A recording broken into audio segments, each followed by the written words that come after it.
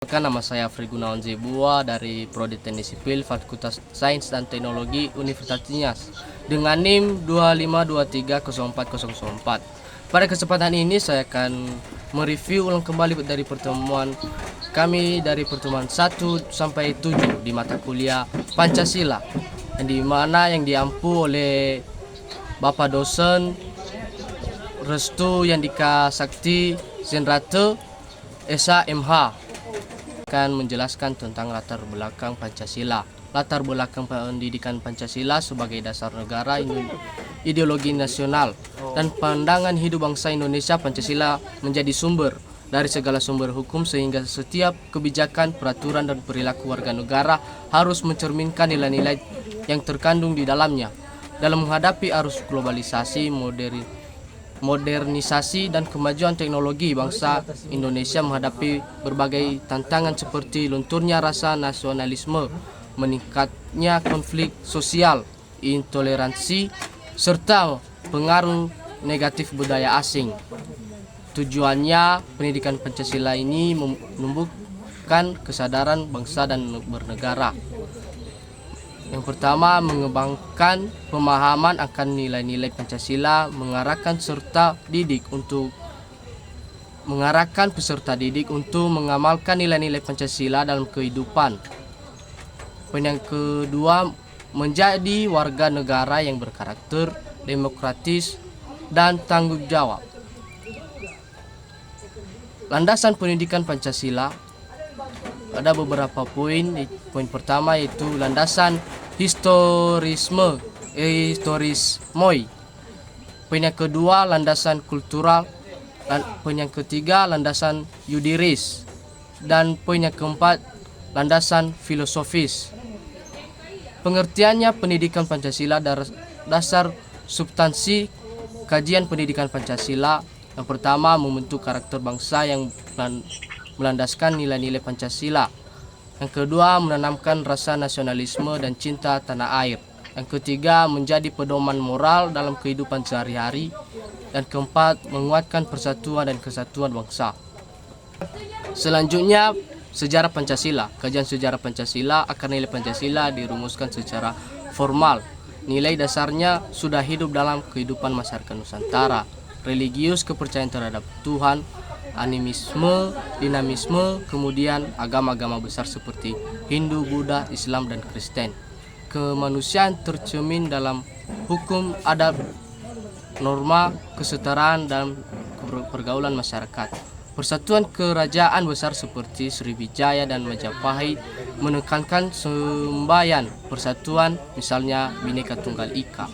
Selanjutnya, kedudukan Pancasila sebagai dasar negara, yang dimana pengertian negara, organisasi kekuasaan yang memiliki kedaulatan untuk mengatur kehidupan suatu bangsa dalam wilayah tertentu. Negara menjadi sarana untuk mewujudkan cita-cita bersama rakyat. Selanjutnya, unsur-unsur negara. Yang pertama, pembentuk negara. Yang kedua, wilayah tempat berlakunya kekuasaan negara.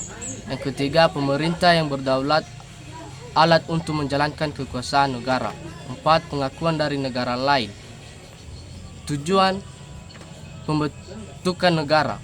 Negara lahir karena ada kebutuhan untuk menjamin keamanan dan ketertiban masyarakat, mengatur kehidupan bersama, melindungi kepentingan rakyat, mewujudkan kesejahteraan umum. Selanjutnya, konsep tujuan negara. Secara umum, tujuan negara adalah arah atau cita-cita yang hendak dicapai oleh suatu negara. Tujuan dasar penyelenggaraan pemerintah ini menjadi dasar penyelenggaraan pemerintah. Tujuan negara Indonesia ditetapkan dalam Undang-Undang 1945 alinea keempat.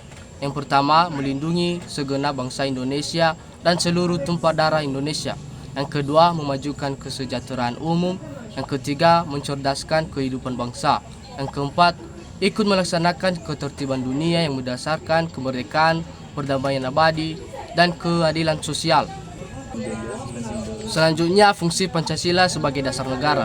Yang pertama, menjadi dasar penyelenggaraan pemerintahan dan hukum negara.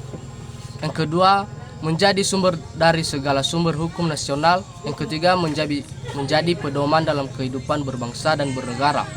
Keempat, menjadi landasan moral, etika, dan ideologi nasional. Saya akan melanjutkan menjelaskan kedudukan Pancasila sebagai sumber yudiris, itoris, politis. Pancasila sebagai dasar negara. Yang pertama, sumber yudiris yang menjadi dasar dalam pembentukan peraturan perundang-undangan. Setiap hukum di Indonesia harus sesuai dengan nilai-nilai Pancasila.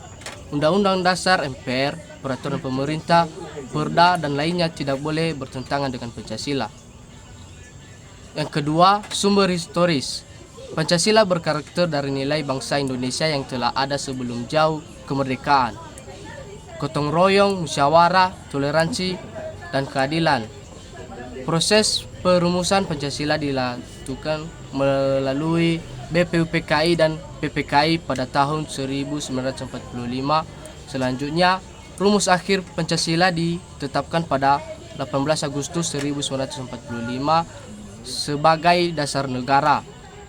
Yang ketiga, sumber sosiologis. Nilai-nilai Pancasila hidup berkembang dalam masyarakat Indonesia. Yang pertama, menjadi pedoman dalam kehidupan masing masyarakat. Yang keempat, sumber politis. Pancasila menjadi ideologi politik nasional yang mempersatukan seluruh elemen bangsa, menjadi dasar dalam penyelenggaraan negara dan kebijakan politik. Tidak memihak pada satu golongan atau ideologi politik tertentu. Selanjutnya, Pancasila sebagai dasar negara. Pancasila sebagai dasar negara menjadi landas bagi segala bentuk hukum dan peraturan, menjadi pedoman moral dalam penyelenggaraan pemerintahan, menjadi sumber nilai bagi kehidupan politik, ekonomi, sosial, dan budaya bangsa. Tidak dapat diganti dengan ideologi atau dasar negara lain, menjadi pedoman dalam mewujudkan tujuan nasional. Demikian penjelasan saya dari mata kuliah Pancasila. Saya Alfred Hazibua, izin undur diri. Terima kasih. Oke.